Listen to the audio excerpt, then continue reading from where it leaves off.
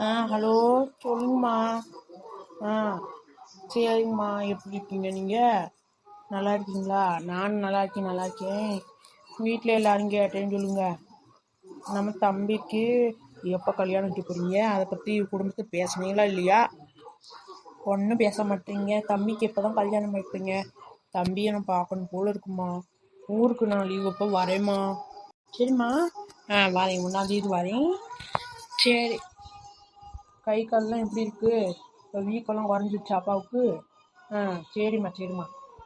நல்லா பத்தெல்லாம் போட்டு விடுங்க, சரிங்களா? உங்களுக்கு கை கால்லாம் எப்படி இருக்குது? பழிக்கலையா? சரிம்மா. சரி.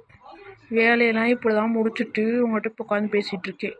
முன்னாடியே பேசுனீங்களே, ஃபோன் பேசுனீங்கன்னு கட் பண்ணி விட்டேம்மா. ஃபோன் பேசுனீங்க, வேலை பார்த்தீங்கன்னு கட் பண்ணி விட்டேம்மா. ஆமாம், எங்கள் அத்தை ஒரு வேலை கூட பார்க்க மாட்டுறாங்கம்மா. இப்போ தான் வேலையை முடிச்சுட்டு உட்காடுறேன். அதுக்குள்ளே இப்போ ஏதாவது மருமவளைன்னு கூப்பிடுவாங்க வரணும். எல்லாத்தையும் ஏதாவது குறை சொல்ல வேண்டியது. ஆமாம். ஆமாம். அது மாமியான்னு சொல்கிறதுக்கு எனக்கு வாய் கூச்சலாக இருக்கு. இப்போதையும் வேலையை முடித்தேன். ஆமாம் மருமவளே, ஆமாம். எல்லா வேலையும் அப்படியே பார்த்துட்டேல, அரை குறையாதான் எல்லா வேலையும் பார்த்து வைக்கிறேன். ஏன் மருமவளே இப்படி பண்ணுற?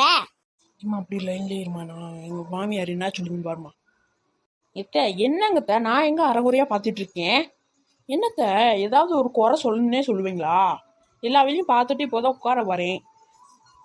ஆமாம், எல்லா வேலையும் பார்த்து எல்லாம் முடிச்சுட்டா வந்து பேசுகிறா பேச்சு. ஃபோன் பேசிக்கிட்டு தான் இருப்பா. எப்போ பார்த்தாலும் பார்த்த நேரம் பூரா ஃபோன் பேசிக்கிட்டே இருக்கா. ஃபோனை தூக்கி என் மகன் என்னைக்கு போட்டு உடைக்க போறியான்னு தெரில. அது மட்டும் ஃபோன் நோண்டுறது மட்டும் தெரியட்டும், மண்டையை உடச்சி விட்டுருவியான். அவனுக்கு ஃபோன் நோண்டுறதே பிடிக்காதான். அதுவும் ஃபோன் காதில் வச்சுக்கிட்டு அப்படி பேசுகிறதுலாம் அவனுக்கு சுத்தமாக பிடிக்காது.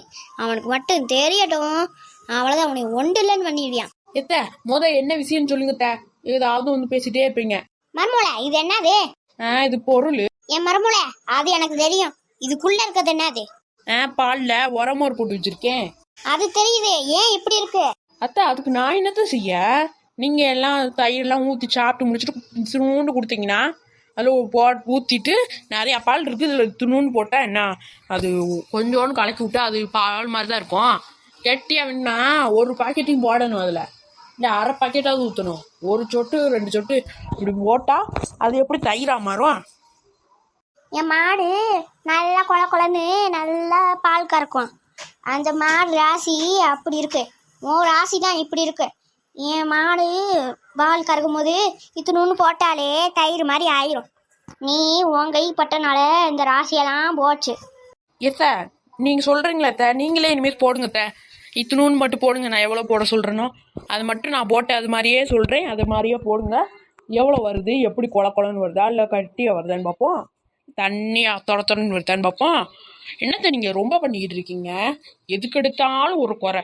இது பண்ணால் ஏன்டி இது பண்ண மருமோளை ஏன் இது பண்ண, இதை பண்ண, அதை பண்ண, இந்த ஏதாவது குழன்னு பேசிகிட்டே இருக்கணுமா? என் வாய் வலிக்குது ஒரு வார்த்தை பேசுனதுக்கே. நீங்கள் எப்படி தான் பேசுகிறீங்களோ? அங்கே போய் அங்கே பொருணி பேச, இங்கே போய் இங்கே பொருணி பேச. என்னப்பா, எனக்கு வாய் வலிக்குதுப்பா இந்த இது பேசுனதுக்கே.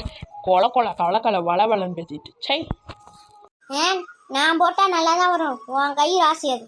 என்னைய பற்றி நீ பேசாத மருமோளை. நான் மாமியார், அதை முதல் ஞாபகத்தில் வச்சுக்கோ. அத்தை, நான் மருமவ, அதை முதல் ஞாபகத்தில் வச்சுக்கோங்க. சரி, எப்படியோ போகட்டும். உங்கள் மாடு வாயில் தயிர் எடுத்து ஊற்றி விடுங்க. அது கறக்கும் போது தயிராகவே கறக்கட்டும்.